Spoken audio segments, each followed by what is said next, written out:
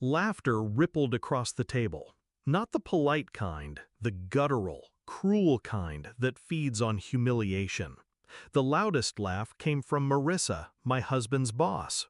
Her lipstick was the same shade as the wine in her glass. Rich, bold, predatory.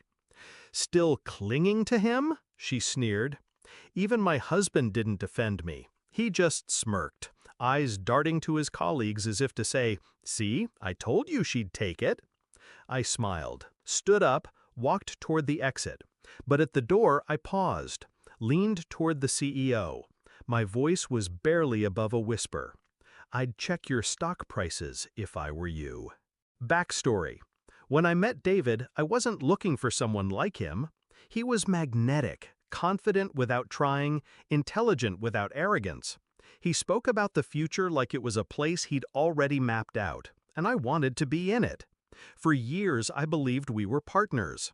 He worked in high finance, I built my own career in consulting.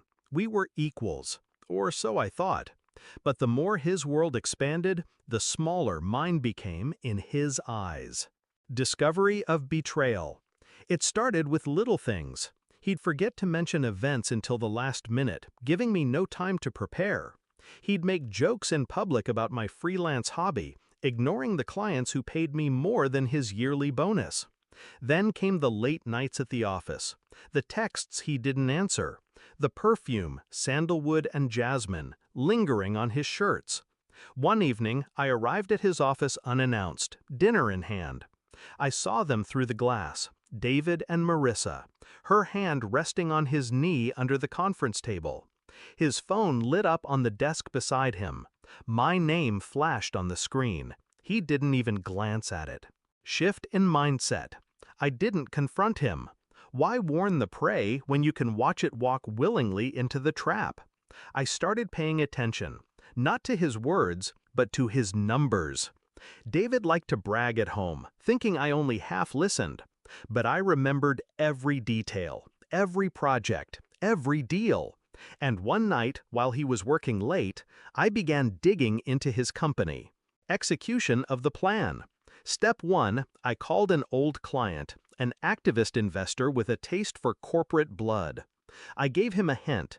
The firm was inflating quarterly earnings, hiding losses in shell subsidiaries.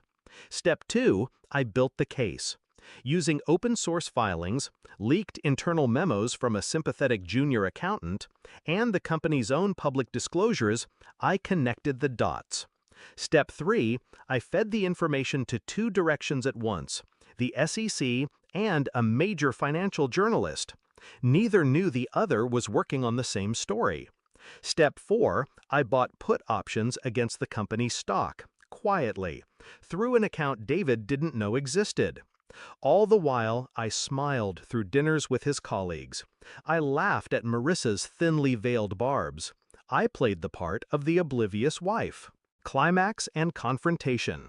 The gala was meant to be the company's victory lap. Record profits, expansion plans, champagne, and crystal chandeliers.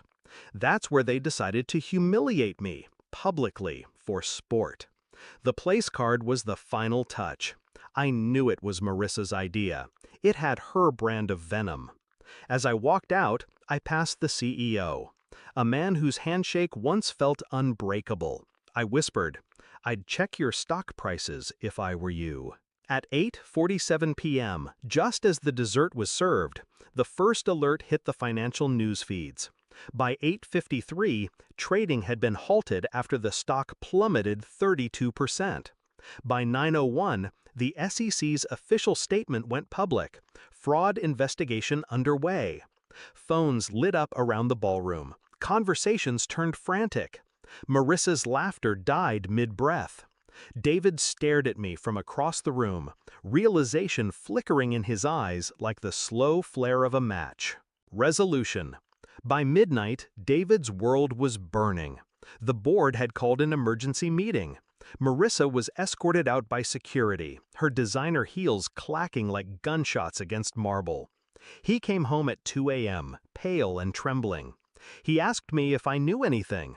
I poured him a drink, smiled, and said, "I'm just a gold digger, remember?" 2 weeks later, I filed for divorce. The settlement was generous. His lawyers wanted me quiet. I never told him the truth, not fully.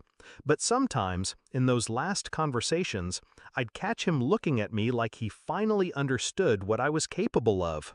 And that was worth more than the money. Some women forget. Some forget. I calculate. And when I strike, I don't just ruin a night. I take the whole kingdom down with it.